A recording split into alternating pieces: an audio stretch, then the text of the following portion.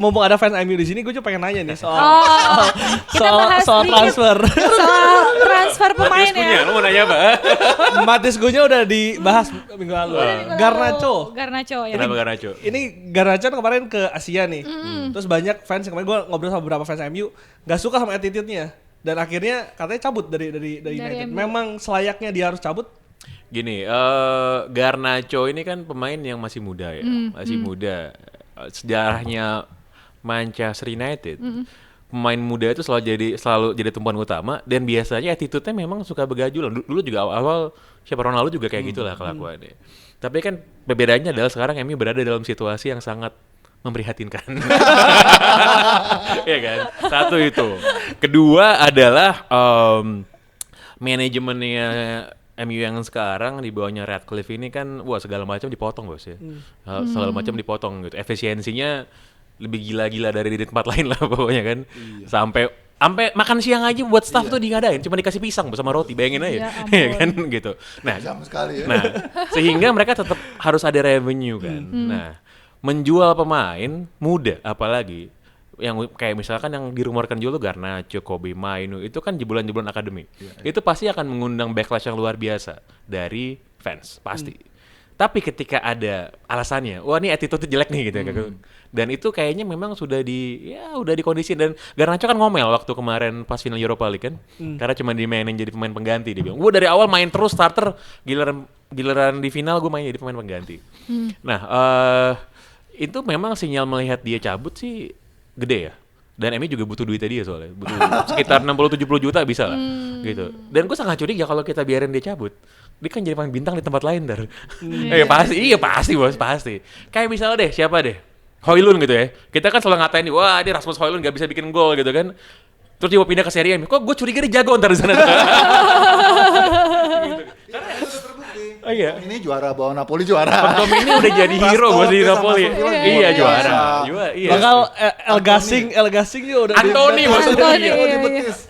Antoni tiap minggu bikin calon goal of the season dong. Gitu kan. Jadi ya peluang untuk dia dijual lebih gede daripada Kobe Mainu sih. Karena ya attitude satu, kedua MU butuh duit dari hasil ngejual dia. Tapi kan sebetulnya kemarin Bruno Fernandes udah ditawar Al Hilal ya. Cuma kan katanya ditolak tuh. Lu lebih milih Garnacho dengan usia muda dilepas atau seharusnya Bruno yang cabut? Gini, Bruno Fernandes ini itu kan motor utamanya MU. Dia nyawanya, arsiteknya, dan yang sebenarnya lebih penting dari technical contribution-nya dia adalah spiritnya dia sebenarnya. Orang bilang dia tukang ngomel di lapangan kan, tukang ngeluh, tukang marah-marah sendiri. Tapi kalau nggak ada dia, siapa yang bakal ngatrol mental pemain MU yang udah hancur-hancuran kayak gini kan? Gitu. Dan pemain MU itu ya kalau kata Montir ini akinya kena, mental udah kena semua pemain MU itu semua. Gitu. Karena kenapa? Karena namanya level of confidence begitu udah shot itu udah kemana-mana tuh performanya. Cuma Bruno mungkin yang punya winning mentality itu. Jadi kenapa faktornya dia di MU itu lebih dari sekedar performanya dia di lapangan. Dan dengan dia kemarin bilang dia nggak jadi cabut, dia langsung jadi cult hero luar biasa di MU itu. Gitu. Udah luar biasa gitu. Dan legenda-legenda kayak gini lah yang sebenarnya dibutuhkan di masa-masa yang sulit kayak sekarang. Bang Mangga, tapi ini pertanyaan gue ke semua fans MU sebetulnya. Gue penasaran sih sebagai fans yang udah lama banget ya melihat sekarang kebijakan tadi efisiensi, ganti pelatih juga dilakukan bertahun-tahun. Gimana caranya mengembalikan MU ini untuk ke masa jayanya? Apa yang harus dilakukan gitu oleh manajemen? Susah ya. karena gue penasaran ini kan MU dengan pertanyaan susah deh. dengan sejarah panjang gitu kan. Jadi sebenarnya kan gini, kalau secara bisnis kita kesampingkan dulu, kita fokus urusan bola ya. Jadi sebenarnya kan salah satu mother of all problems United adalah mereka tidak bisa reinvestasi duit hasil penjualan pemain mereka ke pemain-pemain yang bagus. Itu udah dimulai dari zamannya Ronaldo. Zaman Ronaldo. Ronaldo dijual nih ke Real Madrid. Ganti siapa? Lo tau gak ganti siapa? 2009 ya? MU itu beli 3 pemain pakai duit Ronaldo. Satu namanya Gabriel Obertan, ya kan? Ada lagi gue lupa siapa. Jadi duit banyak nih, tapi tidak direinvest dengan benar, gitu. Beda waktu Liverpool ngejual Philippe Coutinho, yang datang itulah yang jadi core mereka jadi juara di klub yang pertama tuh. Kira-kira gitulah. Sane itu ya, apa? Van Dijk dan lain-lain lah, gitu. MU kan enggak gitu, dan asal-asalan aja, dan suka banget dikibulin di bursa transfer kan. Dulu MU ini kita track back ke belakang ya, karena ini berkaitan semua sampai sekarang. Dulu MU pada beli Marouane Fellaini kan? Marouane Fellaini. Iya. Setahun sebelumnya, MU dikasih klausul, gue lupa angkanya berapa. Let's say X, lo bayar X, Fellaini dicabut dari Everton ke dia. MU bilang kemahalan.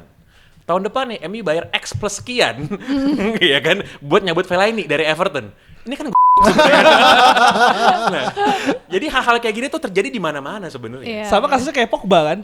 Sama kayak Iya, Pogba, Pogba. sama kayak Ronaldo, Ronaldo. gitu. Sama kayak banyak lah pemain-pemain yang didatangkan secara bisnis oke, secara bola enggak cuni, enggak masuk gitu. Waktu Ronaldo pindah ke United itu kan nggak ada yang nyangka dia bakal balik lagi kan. Iya. Dan oleh Gunnar Solskjaer di musim sebelumnya itu peringkat 2 loh di liga, ya. Wah, Muta lagi bagus nih kan. Tiba-tiba dia balik. Dia balik itu kan simply gue yakin itu prosesnya adalah ini Ronaldo udah nggak betah di Juventus nih kan. Wah, katro nih Serie A ternyata gitu kan.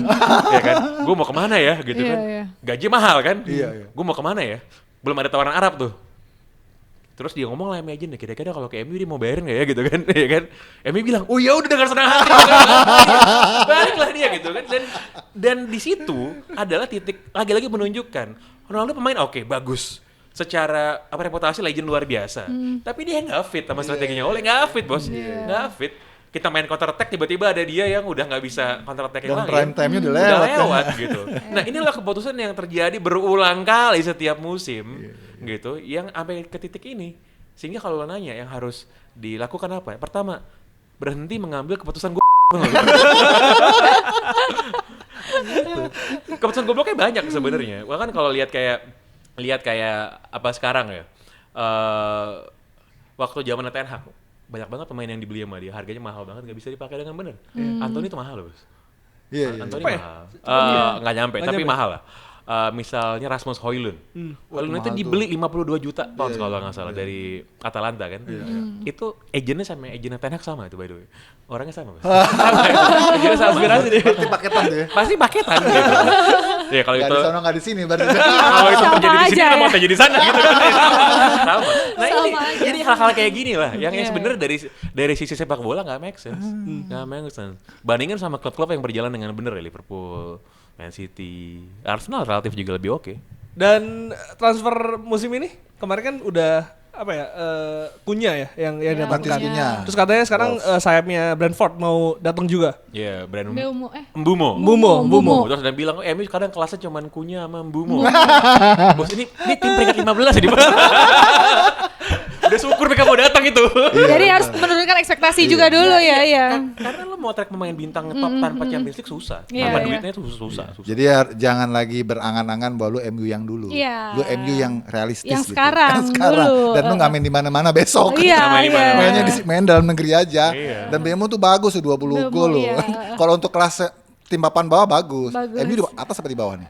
Sekarang MU di atas pokoknya. Sarkas banget. Tapi bawah lah ini tim peringkat 15 udah nggak ketolong ini.